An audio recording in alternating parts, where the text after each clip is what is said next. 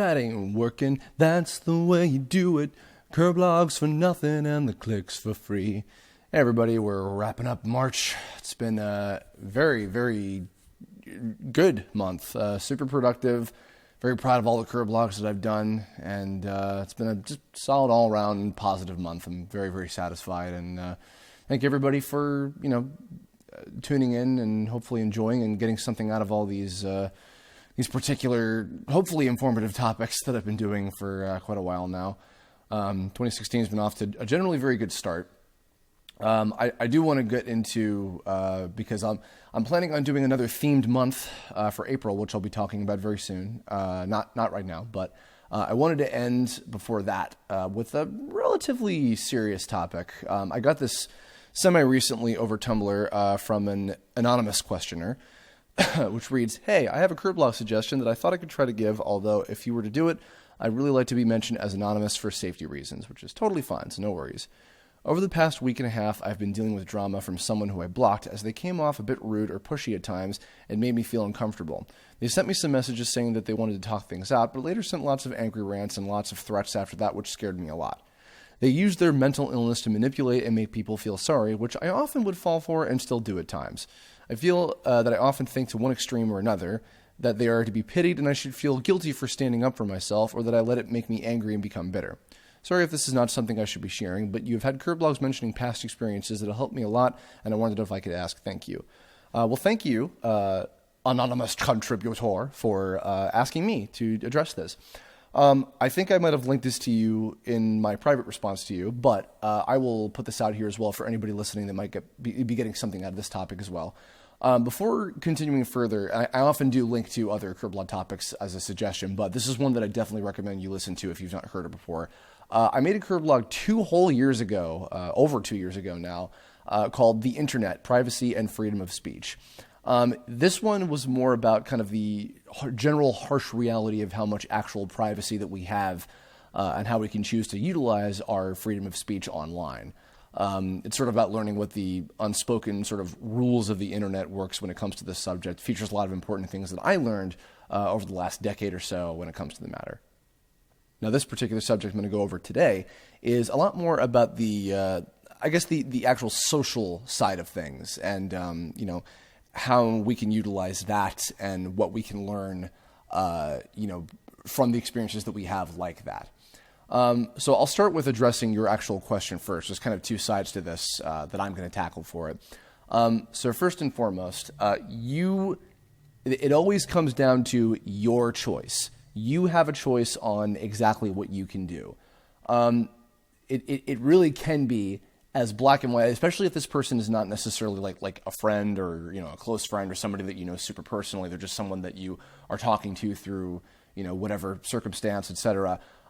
You have the right to talk to and not talk to, and be talked to and not be talked to by anybody that you want, especially on the internet. In real life, it's a little bit different because of just, how life can be. But on the internet, you do not have to tolerate any kind of aggressive or inappropriate behavior or any guilt tripping whatsoever. I guess, as always, I should preface, I have repeated many of these things on many past Kirblogs, so I apologize for, speaking ad nauseum about many things, but, it's really not okay in my book to use what I consider to be, some sort of, I guess, handicap or a disability or mental illness or whatever, depending on the person, as a crutch. I think that is, no matter what it is, if you're self-aware of what your, limitations or your issues are, using them in a manipulative manner is absolutely not okay at all. There's a time and place for, hey, so I have this issue, and so just, be aware of this because of, circumstance A, B, or C, completely. Like that's perfectly acceptable. Using it for a selfish purpose in that kind of way, especially to, bring any kind of harm, to any extent, including just harassment, not physical harm or, real emotional harm, but even just, bothering somebody, it's not okay. So what this person is doing to you from what the description is not okay, and you do not have to tolerate it. Now, I've been in similar positions of many kinds, both with people who I don't know personally and actually people who I do know personally and consider to be friends. What I mean by that is, like, I've been in a position where I feel either, upset about whatever is being said to me, or I'm even, feeling somewhat depressed or bullied or like picked on, or, or made to feel alienated, any combination of those things. And I'll often feel guilty, or, like, oh, it's not the right thing for me to do, for me to lash out back and stand up for myself, quote unquote, or to be upset in the first place. I know exactly what that feels like. It definitely depends on what the case is, but I think that, whether you who asked this, know this person personally or otherwise, or if it's just somebody, again, that, like, talking to you through circumstance, and they're, trying to use you, for whatever their purpose is, and they're self-aware that, they're doing this, you're a human being, and you are entitled to the same rights of any other human being that any other human being should be entitled to. So if you just flat out don't want to deal anymore, you don't have to. You don't have to deal with this person. And, now granted, this also ties in a little bit with what I talked about on the, privacy and freedom of speech topic. But, there are obviously, as they've been finding, there are more ways to, to get under your skin and to contact you and to, try to, continue what it is that they want to do. And I'm going to get to that in a little bit. But, you have plenty of resources to, literally and figuratively block that out of your life if you don't want to. I've been on the receiving end where, I've had friendships that have just ended out of nowhere in the blink of a fucking eye. And in some cases because it's something that I've done wrong that I'm completely deserving of. In some cases where just the person doesn't care and they're, not required to under any circumstance because it's their life and it's their choice. And that position applies to you, and that person has to live with that. And they can be upset. They're also entitled to be upset and disappointed, or feeling unjust about it, but it doesn't matter because the right is still yours. You can choose to just be like, okay, I don't want to give this person the time of day. I think that I'm being manipulated. I think I'm being treated badly. I think that they're, whining like a little fucking child and being a brat about it and, trying to manipulate me. And I don't have to stand for that. I as in you. And so, therefore, if, you can work up the courage and the fortitude to make that decision if necessary, obviously you are free to handle it in whatever way that you want.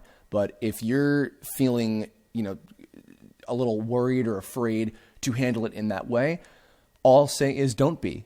Don't be, because there is nothing holding you back but you. This person can't hold you back. They can't have any fucking power over you whatsoever. It is entirely your choice. So, and even though that choice might be difficult because of, what it is that you're experiencing, which is, perfectly understandable, it's still the choice that you have to make. It's your decision. And if you think that you should make it because you think that that's what would be best for you and your life and your sanity and your privacy and everything, then absolutely please go for it.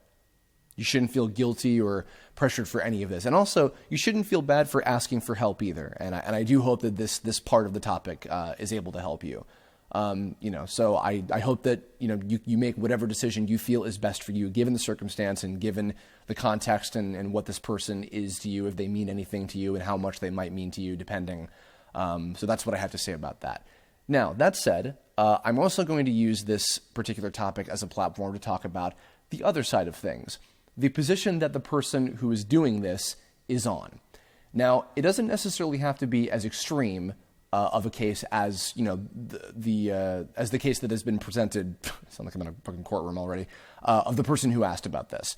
The person that they're talking about, that the questioner is talking about, is someone who is sending, threats and being very aggressive and, and pushy, etc. It doesn't necessarily have to be that far. That is a case where it sounds like they're going way farther than is necessary, and that's not okay. But there are similar types of things that all of us as people are capable of doing that are not, well, not quite to the same extreme as what this person is doing in question, this problem child here. But they can still be causing a lot of the same problems in the long run. In my topic about privacy and freedom of speech, I talked about how, we have the right to say anything that we want, and we have the ability to do it in whatever way that we want, etc. And there's a difference between, being tactful and like respectful and, being, going over the line, etc. kind of thing, But there's also there's a fine line between that and also having self-control over what may or may not be an obsession. In the case of this person, the questioner's talking about, again, this is a matter of, they sound to me like they're stalking.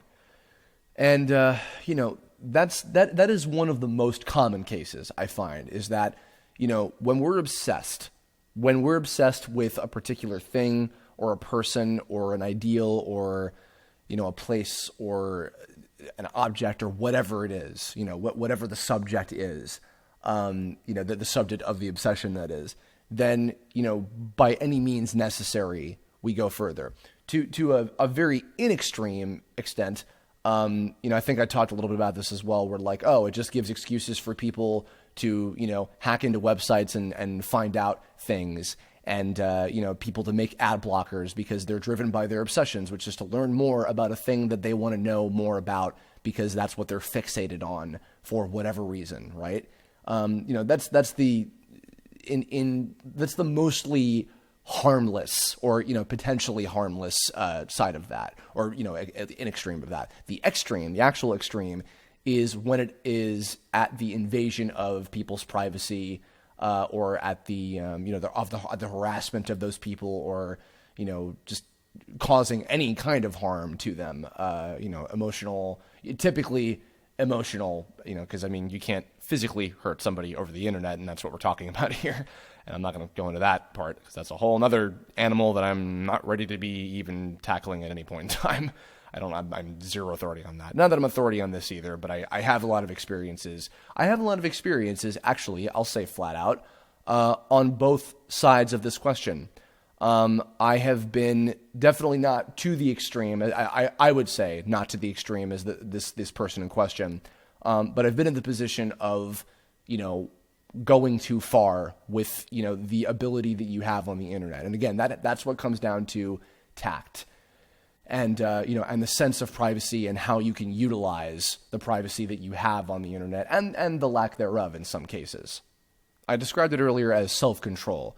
You have to, of course, by definition, you have to be the one to get a grip on yourself and realize if what it is that you're doing is, for the right reasons. And even if it is, justified in your head as, being for the right reasons, is it still the right thing to be doing in the first place? Is it the best thing for yourself? Is it the best thing for, potentially if there are other people involved, which very often there are, is it the best thing for them?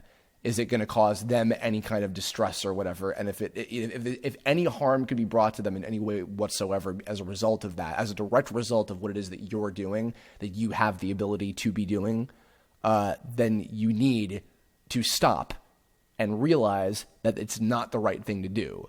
And it's not, for the right reasons, not necessarily. But more so if it's not the right thing to be doing, whether it's justified in your head or not, you have to realize that. You have to get a grip on yourself and take control of what it is that you're doing so that you're not causing a problem. A lot of this comes down to the inherent harsh realities that I was describing in the privacy versus freedom of speech Kirblog about just, this is how the internet is. Everything you say and do is just archived, digitally in some way, shape, or form, somewhere, somehow on the internet forever. And somehow people will find a way to get access to it. And you have to protect yourself in whatever way that you possibly can. But that said, if you're on the opposite end of that, of, there's somebody who is protecting yourself and you're invading their protection or attempting to in some way, there's a time and a place for everything.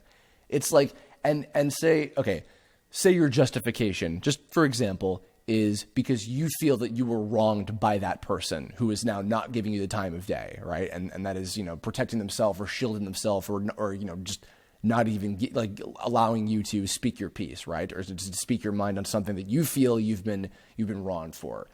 Then there are many different options that you have. You can, If it's something that's incredibly dire, I'll start with the extreme first. If it's something incredibly dire, then, you get the law involved.